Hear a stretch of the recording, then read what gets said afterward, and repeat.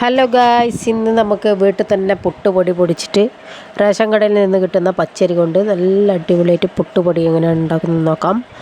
പുട്ടുപൊടി ഉണ്ടാക്കാൻ വേണ്ടി ആദ്യം തന്നെ പച്ചരി നന്നായി 4 മണിക്കൂർ കുതിർത്ത് വെച്ചതിന് ശേഷം കഴുകി വെള്ളമൊക്കെ അരിച്ചതിന് ശേഷം ഒരു ഉണങ്ങിയ തുണിയിലിട്ടിട്ട് ഫാനിൻ്റെ താഴെ ഇട്ടിട്ടൊന്ന് ഉണക്കിയെടുക്കണം. പഴയ സാരി കഷ്ണം നല്ല കഴുകി വൃത്തിയാക്കിയ തോർത്തോ സാരി കഷ്ണം എന്തുണ്ടെങ്കിലും ഇട്ടിട്ട് അതിലിട്ടിട്ട് ഫാനിൻ്റെ താഴെ ഇട്ടിട്ട് നന്നായി ഒന്ന് വെള്ളം ഡ്രൈ ആക്കി എടുക്കുക. അധികം ഉണങ്ങൊന്നും വേണ്ട. അതിൻ്റെ വെള്ളത്തിൻ്റെ അംശം ഒന്ന് മാറി കിട്ടിയാൽ മതി. അതിനുശേഷം നന്നായി ഒന്ന് പൊടിച്ചെടുക്കാം. ഇതിൻ്റെ കൂടെ പച്ചരി 3 കപ്പ് പച്ചരിക്ക് 1 കപ്പ് ഞാൻ പുഴുങ്ങലരി എടുത്തിട്ടുണ്ടായിരുന്നു. അതും കൂടി സെപ്പറേറ്റ് കുതിർത്തിട്ട് ഇതിലേക്ക് ചേർത്ത് കൊടുത്തിട്ടുണ്ടായിരുന്നു. അപ്പോൾ ഇതൊക്കെ കൂടി അരിച്ചെടുത്തിട്ടുണ്ട്. അപ്പോൾ ഒന്നാമത്തെ ബാച്ച് പൊടിച്ചെടുത്തിട്ടുണ്ട്. പിന്നെ ഇതേപോലെ ഒരു കണ്ണ് വലിപ്പമുള്ള അരിപ്പയിലിട്ടിട്ട് ഇതൊന്ന് അരിച്ചെടുക്കണം. ബാക്കി വരുന്ന കരള ഒന്നുകൂടി ഇട്ടിട്ടൊന്ന് പൊടിച്ചെടുക്കാം.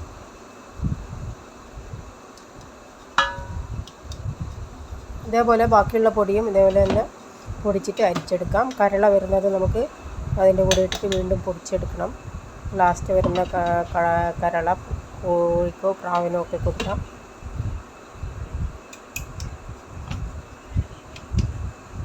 അപ്പോൾ നമ്മുടെ പുട്ടിലുള്ള പൊടിയൊക്കെ പൊടിച്ചെടുത്തിട്ടുണ്ട്. ഇത് കണ്ടില്ലേ, അരിച്ചെടുത്തത് കാരണം ഇങ്ങനെ അരിച്ചെടുക്കണം.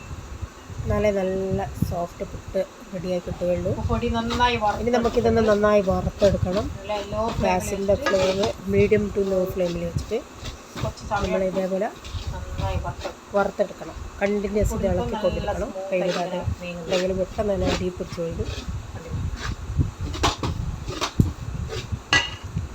അപ്പോൾ നമ്മളെ പുട്ടിൻ്റെ പൊടി കണ്ടില്ലേ ഏകദേശം ആയിട്ടുണ്ട്. ഇത് പെട്ടെന്ന് തന്നെ സ്പൂൺ കൊണ്ട് നീക്കുമ്പോൾ നീങ്ങി കിട്ടുന്നുണ്ട്. വീട്ടിലെ ഇതേപോലെ പുട്ടുപൊടി ശരിയായ പാകമായിട്ടുണ്ടോ എന്ന് അറിയണമെങ്കിൽ ഇതിൽ നിന്നൊരു പുട്ടിൻ്റെ സ്മെല്ല് വരും, വറുത്തെടുക്കുന്ന പൊടിയിൽ നിന്ന്. അപ്പോൾ അത് നന്നായി പാകമായിട്ടുണ്ടെന്ന് അർത്ഥം. ഇനി അത് നന്നായി തണുത്തതിന് ശേഷം കുഴച്ചിട്ട് നമുക്ക് തേങ്ങ ചേർത്ത് പുട്ടുകുറ്റിയിൽ നിറച്ചിട്ട് ചുട്ടെടുക്കാം. കുഴക്കുന്നതിൻ്റെ നിറയ്ക്കുന്നതിൻ്റെ ഒന്നും വീഡിയോ ഇട്ടിട്ടില്ല. അതൊക്കെ ഞാൻ കുറേ പ്രാവശ്യം വീഡിയോ ഇട്ടിട്ടുണ്ടായിരുന്നു. അപ്പോൾ ഇതാണ് നമ്മുടെ പുട്ട്.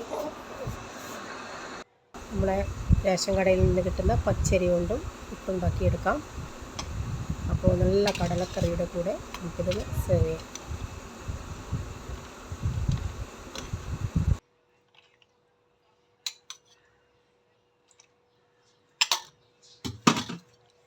This is പുട്ടുകടല.